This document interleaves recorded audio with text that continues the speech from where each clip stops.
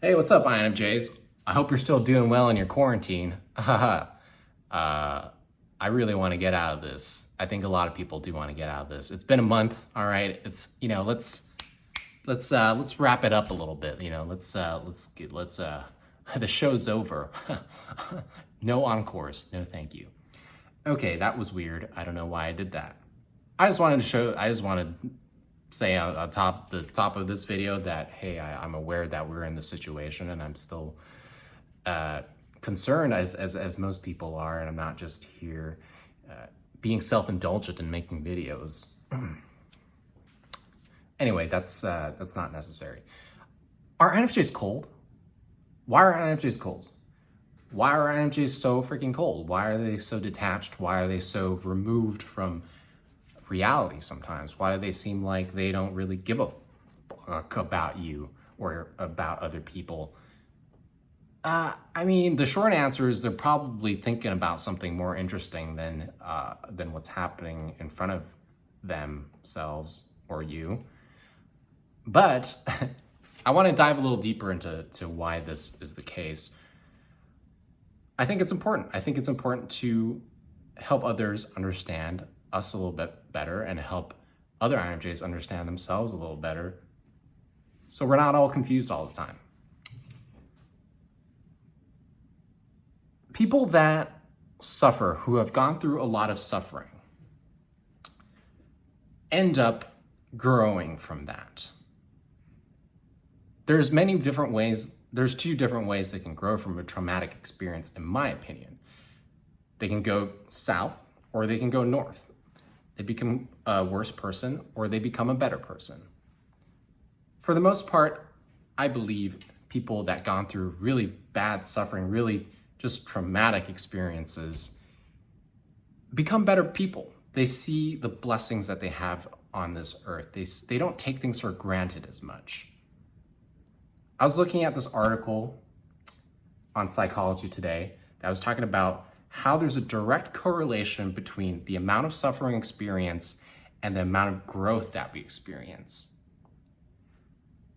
I think this really is honing in on the idea that we grow from our experiences. And I think just connotatively, I think growth is good. It generally is a good thing. Very rarely do we talk about growth in a negative way. So I want to say that my assumption is that growth from traumatic experience and suffering is generally positive. What is this? How does this relate to INFJs, though? INFJs, we're kind of, by default, people that go through suffering and go through traumatic experiences. It just naturally happens. In my experience, it's happened. We're so analytical. We have this NI on top of being an introvert. That's just like the perfect equation for coldness and detachment and analytical ways. We go through all this suffering. We're hypersensitive. We see the world deeper than most people do. We have that introvert intuition. We can't help but to do that.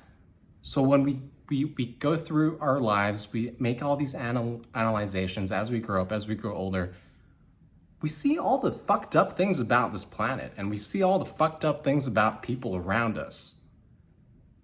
When that happens, naturally you go through a bit of suffering, whether that be depression, anxiety, social anxiety. These things happen. Things happened to me. When I was in high school, I got depressed. I was on Zoloft for a bit. Don't ever take those drugs, by the way. They don't help. Oh, well, I don't want to make a bold claim like that. I think that's a little bit too far.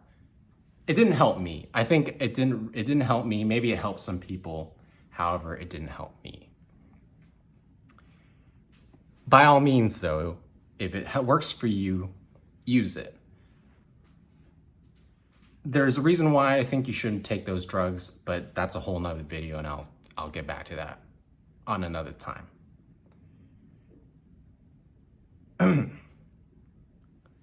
When people go through a lot of suffering, the way that INFJs do, or other people who've gone through traumatic experiences,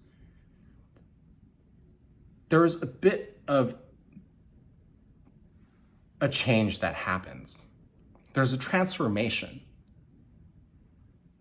When we look at things like religion, or look at things like fiction, nonfiction, look at biographies of people who have lived interesting lives, we see that there's like these really, really traumatic experiences that happen, like Elie Wiesel in the book Night. It's about the Holocaust. I think they make realizations. They definitely do make realizations. They become quietly confident through all these experiences. They listen way more than they speak at this point. They've grown intellectually, they've grown spiritually. They've become more grounded. You'll see people around you all the time, like walking on the street and at school or at the office, wherever you interact with people. You'll see these very, very grounded people that make you curious, that make me curious. I see them, I'm like, why are you so grounded? How are you so grounded? What makes you different from me? Always wondered this. Always wondered how these people have become so grounded. It's these experiences that they've gone through. As INFJs, we're thrust into this world where we're not exactly fitting in all the time. We're the ultimate square peg going into the round hole, or the round peg going to the square hole, whatever that analogy is, or whatever that metaphor is. We continually go through this resistance in life that naturally puts us into the state of pain. Through that, we grow. Through that, we become quietly confident people on top of already being an introvert. It's very meta in the sense that we're introverted, we have introverted intuition, we go through these experiences in life that make us deeper and deeper and deeper until we can't get deeper anymore. And we realize that things are kind of fucked up, but kind of beautiful at the same time. That's when INFJs really reach their transcendence.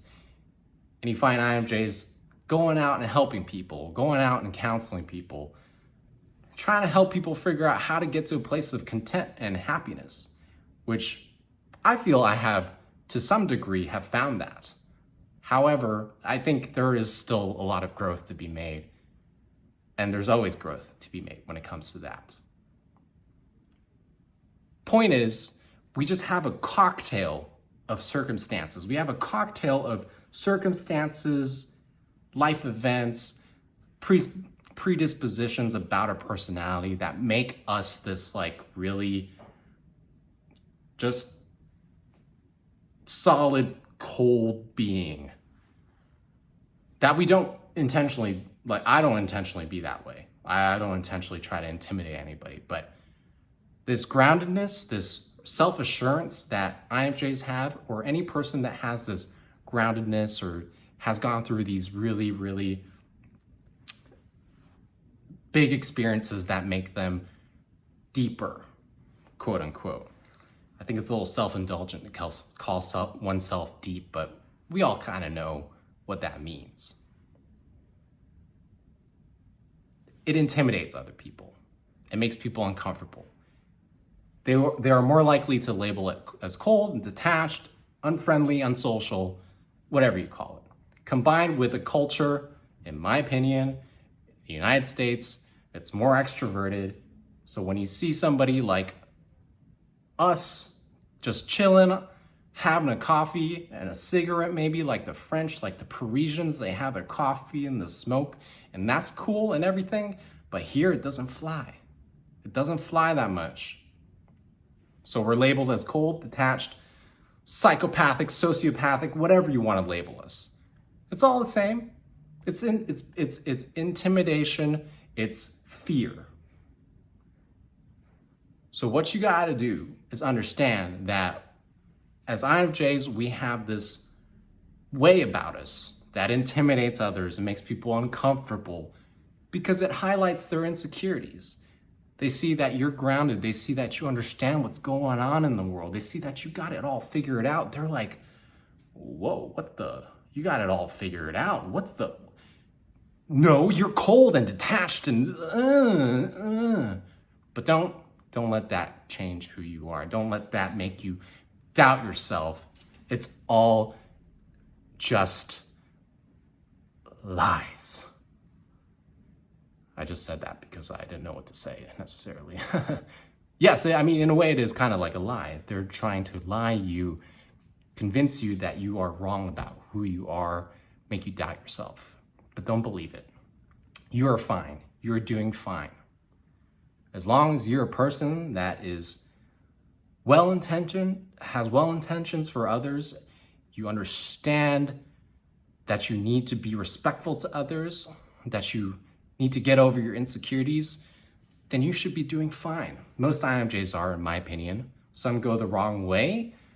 I still need to do a bit more investigation in that sense. Need to make a bit more research about why Hitler, the most notorious INFJ, became the way he is. Actually, I didn't really think about that until now. How did these INFJs get to that point? That would be another great video. Let me write that down later after I make this video. Hopefully I don't forget. Well, it's recorded, so I won't forget. Anyway, INFJs, does that make sense?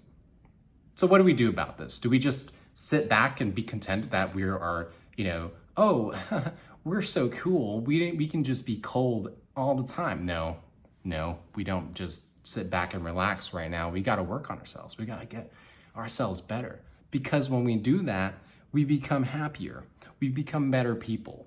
Life gets better when we become better people. There's a direct correlation between how great and successful you are and how happy you are, in my opinion. You gotta be better.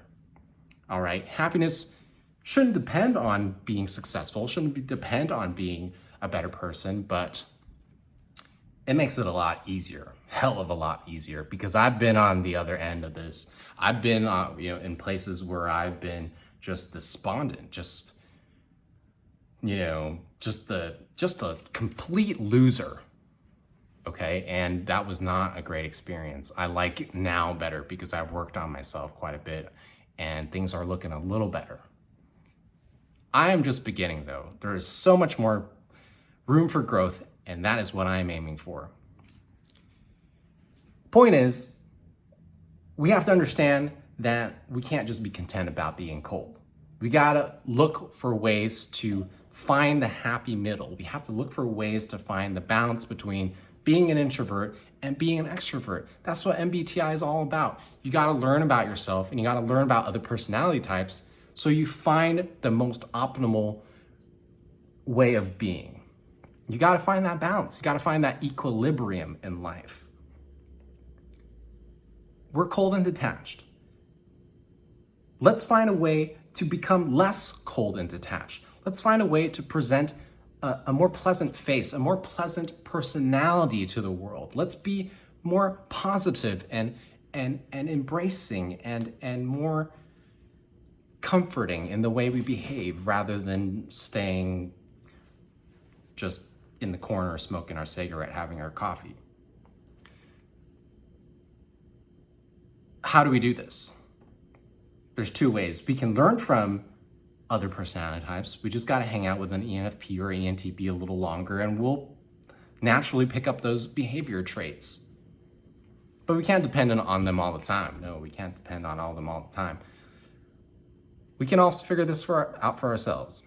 Observation helps. Watching how other extroverts are, watching how people who are pleasant to other people are. Being pleasant and being welcoming to other people isn't just for extroverts, it's for introverts too. All we gotta do is observe, learn how to be that, practice, embrace those behaviors, and know that when you learn to be that way, when you take on those personality traits, when you work towards being a bit more welcoming as a human being and more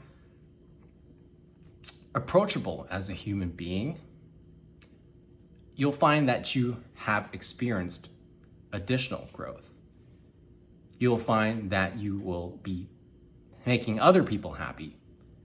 And in the process of making other people happy, you'll make yourself happy as well. Thank you, INFJs, for watching this video. I hope you've gotten something out of this. I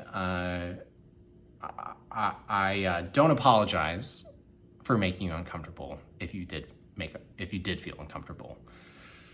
That's something I'm working towards too, is not necessarily caring too much about making people uncomfortable if I believe that what message that I am giving out to the world is helping others.